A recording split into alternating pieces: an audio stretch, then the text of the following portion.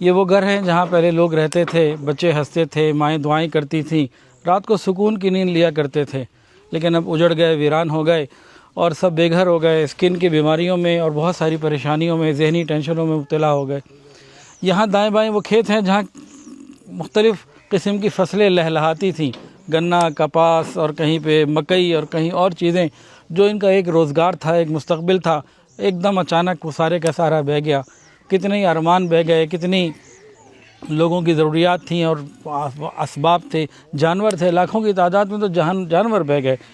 ہم شہری لوگوں کو جانوروں کی اتنی قدر نہیں ہوتی، ان کے لیے تو سارا کچھ وہ بہت کچھ ہوتے ہیں، بہت کچھ ہوتے ہیں وہ۔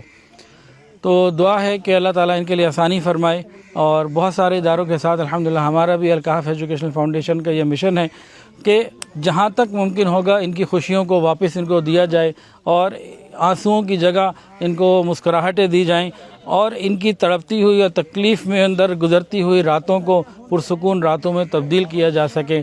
تو اس میں الحمدللہ ہم لوگ تیار ہیں، کام کر رہے ہیں۔ اللہ تعالیٰ سب ہمارے ساتھیوں کو، متعلقین کو، اور جو ہمارے معاونین ہیں ان کو سب کو قبول فرمائے۔ جزاک اللہ خیرہ۔